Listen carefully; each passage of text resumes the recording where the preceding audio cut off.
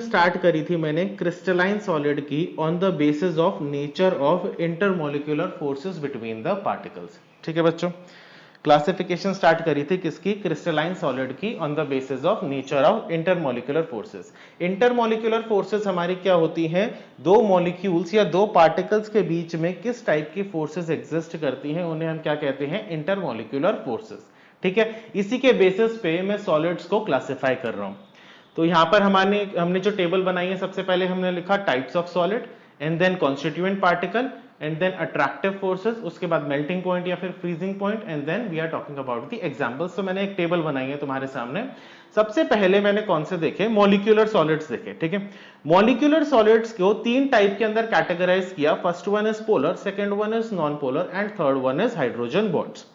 अब ये जो polar, non polar, hydrogen bonds हैं, इनमें जो कॉन्स्टिट्यूएंट पार्टिकल है वो कौन सा रहेगा, हमारा मॉलिक्यूल रहेगा। मॉलिक्यूल समझते हो जिनके अंदर दो या दो से अधिक एटम होते हैं, उनको हम क्या बोलते हैं, मॉलिक्यूल। ठीक है, ये इसके अंदर क्या रहेंगे, हमारे मॉलिक्यूल्स रहेंगे। जो पोलर मॉलिक्यूल्स होते हैं उनके अंदर, जो पोलर मॉलिक्यूल्स होते हैं उनके अंदर किस टाइप की अट्रैक्टिव फोर्सेस रहती है, डाइपोल डाइपोल। जैसे मैंने यहां पे एग्जांपल यूज किया था HCl का। हाइड्रोजन और क्लोरीन के बीच में इलेक्ट्रोनेगेटिविटी डिफरेंस है, डेल्टा पॉजिटिव और डेल्टा नेगेटिव यहां पर क्रिएट होता है, और ये इलेक्ट्रोनेगेटिविटी डिफरेंस की वजह से यहां पर क्या बनता है, एक डाइपोल बनता है। क्या बनता है बच्चों, यहां पे एक डाइपोल बनता है।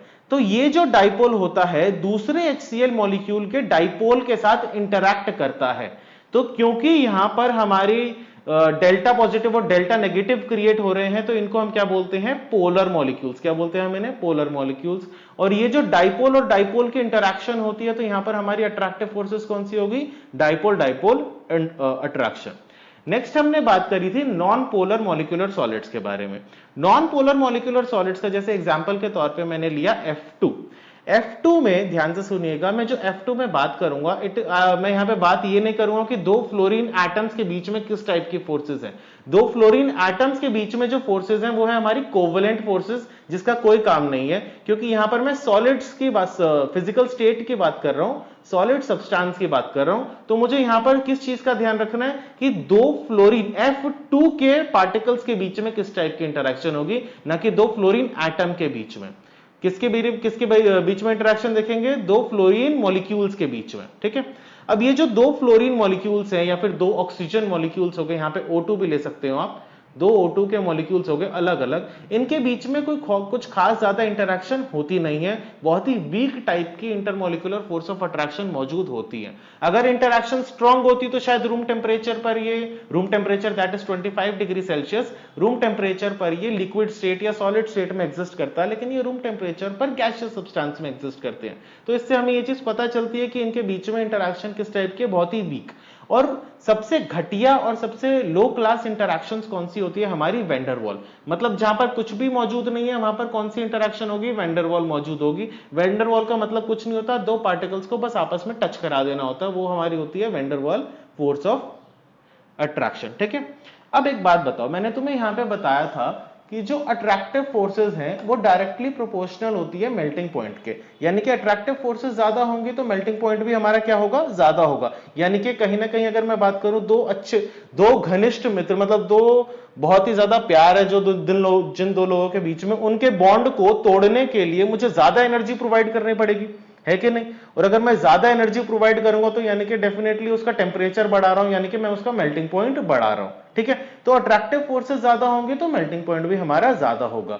तो अब इन तीनों के बारे में मैं बात करूं तो वैन डर वाल्स सबसे घटिया टाइप की अट्रैक्टिव फोर्सेस होती हैं। तो सबसे घटिया टाइप की अट्रैक्टिव फोर्सेस यानी कि बहुत ही कम एनर्जी के अंदर वो मेल्ट हो जाते हैं। तो यानी कि हमारा जो मेल्टिंग पॉइंट होता है यहाँ पे क्या होता है, बहुत ही लो मेल्टिंग पॉइंट होता है, वेरी लो मेल्टिंग पॉइंट होता है। उसके बाद अगर मैं बात करूं पोलर मॉलिक्यूल्स या हाइड्रोजन बॉन्ड्स की, इनमें जो अट्रैक्टिव फोर्सेस होती है वो मॉडरेट होती हैं, बहुत ही घटिया भी नहीं होती लेकिन अच्छी भी नहीं होती, कुछ खास ज्यादा स्ट्रॉन्ग अट्रैक्टिव फोर्सेस नहीं होती, डाइपोल डाइपोल या हाइड्रोजन बॉन्ड्स। तो इनके केस के अंदर भी जो तुम्हारा मेल्टिंग पॉइंट रहता है वो लो ही रहता है, लो टू मॉडरेट हो जाता है, पर ज्यादा मेल्टिंग पॉइंट इसके अंदर हम एक्सपेक्ट नहीं कर सकते। ठीक है बच्चों, नेक्स्ट हम बात करेंगे आयनिक सॉलिड्स के बारे में। आयनिक सॉलिड एग्जांपल के तौर पे क्या लिया मैंने यहाँ पे NaCl। NaCl का मतलब क्या है? NaCl कभी भी एक NaCl कंपाउंड की फॉर्म में एग्जिस्ट नहीं करता, ये बहुत सारे आयंस की फॉर्म में एग्जिस्ट करते हैं सॉलिड में, जैसे Na+ और Cl-, खूब सारे Na+ हैं, खूब सारे Cl- है, ठीक है। अब ये जो पॉजिटिव और नेगेटिव चार्जेस होते हैं, इनके बीच में किस टाइप की इंटरेक्शन होती है? Electrostatic force of attraction. जैसा कि हम फिजिक्स में भी पढ़ते आ रहे हैं, दो ऑपोजिट चार्जेस के बीच में किस टाइप की इंटरेक्शन होती है? Electrostatic force of interaction. और जब इस टाइप की फोर्स ऑफ इंटरेक्शन मौजूद होती है, तो यहां पर जो मेल्टिंग पॉइंट हमारा निकल के आता है वो बहुत ही हाई मेल्टिंग पॉइंट निकल के आता है, अच्छा खासा मेल्टिंग पॉइंट होता है, क्योंकि बहुत ही स्ट्रॉन्ग फोर्सेस होती हैं ये हमारी, ठीक है बच्चों। नेक्स्ट हम आगे चलते हैं constituent particles for metallic solids. Metallic solids क्या होते हैं हमारे? These are metals, metal ions होते हैं ये हमारे, हैविंग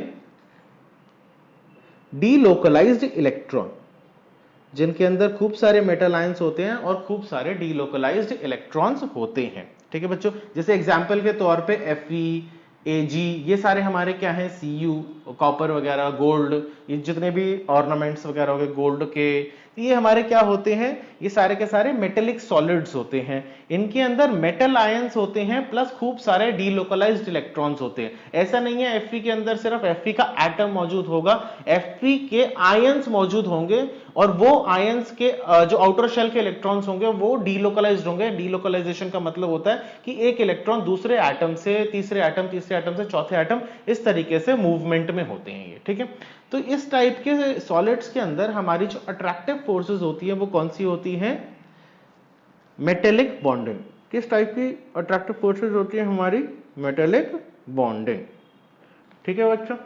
अच्छा, एक बार चैट पे कंफर्म करो, अभी जितना भी मैंने रिपीट किया इसमें किसी को कोई डाउट?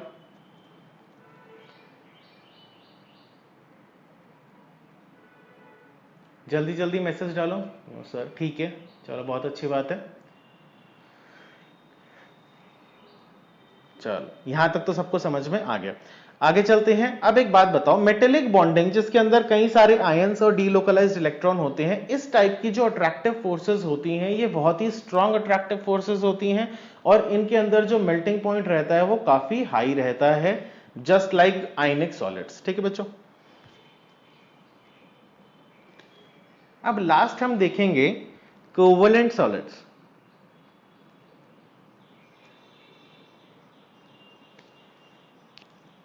लास्ट हम देखेंगे कोवेलेंट सॉलिड्स। कोवेलेंट सॉलिड्स के अंदर जो कंस्टिट्यूएंट पार्टिकल्स होते हैं वो हमारे कौन से होते हैं? एटम्स। कौन से कंस्टिट्यूएंट पार्टिकल्स होते हैं हमारे? एटम्स, ठीक है बच्चों। अच्छा, कोवेलेंट सॉलिड्स का मतलब क्या है कि जो हमारी कहीं ना कहीं इंटरैक्टिव फोर्सेस है वो कौन सी हैं? कोवेलेंट फोर्सेस हैं। कौन सी हैं यहां पर? कोवेलेंट फोर्सेस है।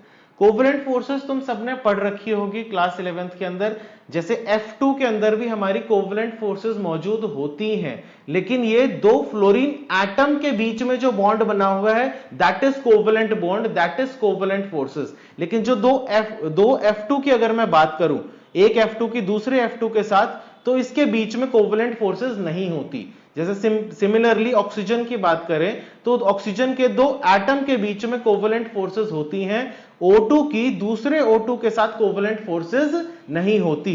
अब मैं यहां पर उन टाइप की सॉलिड्स की बात करूंगा जिनमें एक मॉलिक्यूल से दूसरे मॉलिक्यूल के बीच में जाते हुए जो इंटरैक्शन होती है वो कौन सी होती है?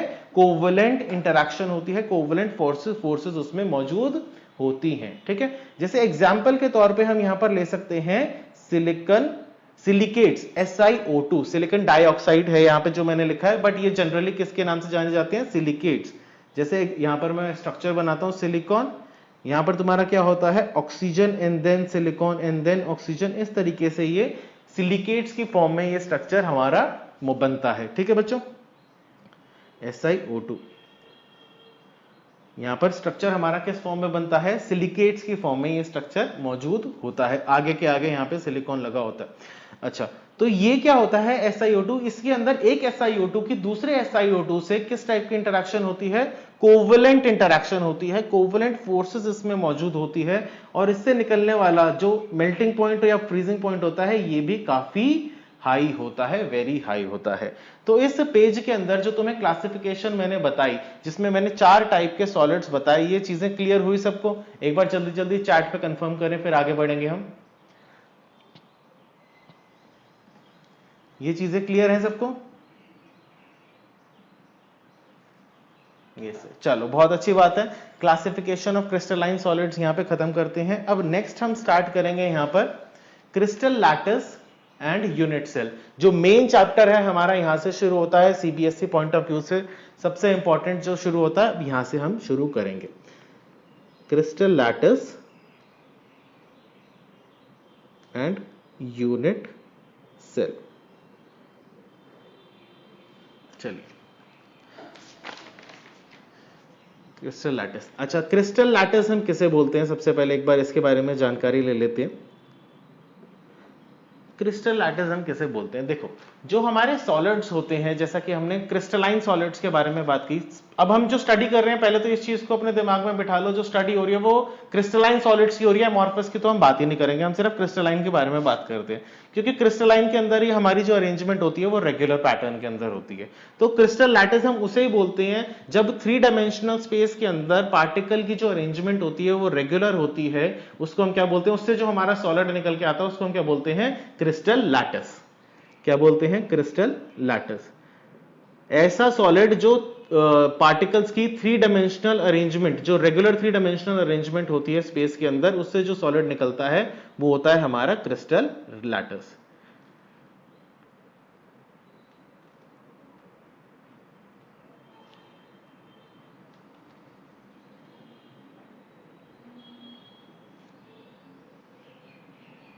इन शॉर्ट क्रिस्टलाइन सॉलिड को ही क्रिस्टल लैटिस बोला जाता है। ठीक है बच्चों?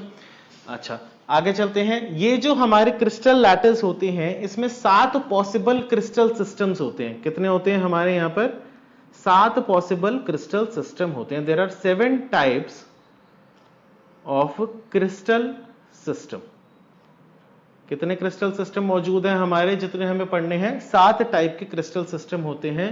और उन 7 टाइप के क्रिस्टल सिस्टम के अंदर हमारी 14 पॉसिबल 3 डायमेंशनल लैटिसेस मौजूद होती हैं। क्या होती है हमारी? 14 पॉसिबल। मतलब हर टाइप के अंदर कुछ पॉसिबल लैटिसेस होंगी, किसी में 1 होंगी, कि हर क्रिस्टल सिस्टम में किसी में 2 होंगी, किसी में 4 भी होंगी। तो ये 7 टाइप के क्रिस्टल सिस्टम के अंदर हमारी 14 पॉसिबल 3D लैटिसेस मौजूद होती हैं।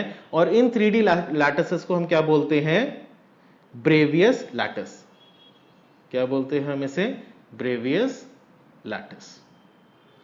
एक बार कंफर्म करो चार्ट पे ये चीज समझ में आई या नहीं आई? क्रिस्टल लैटिस हम किसे बोलते हैं? रेगुलर 3D अरेंजमेंट होती है जब पार्टिकल्स की स्पेस में, यानी कि जो क्रिस्टलाइन सॉलिड होता है उसे हम क्या बोलते हैं? Crystal lattice. और ये जो क्रिस्टल लैटिस होता है, ये 7 टाइप के क्रिस्टल सिस्टम में पाए जाते हैं। और इन 7 टाइप के क्रिस्टल सिस्टम में 14 टाइप के क्रिस्टल लैटिस पॉसिबल होते हैं। इन 14 टाइप के पॉसिबल क्रिस्टल लैटिस को हम क्या बोलते हैं? Bravais lattice. ठीक है बच्चों?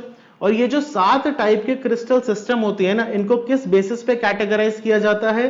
These are categorized on the basis of their edge length and angle between the edges. किस बेसिस पे कैटेगराइज किया जाता है? On the basis of edge length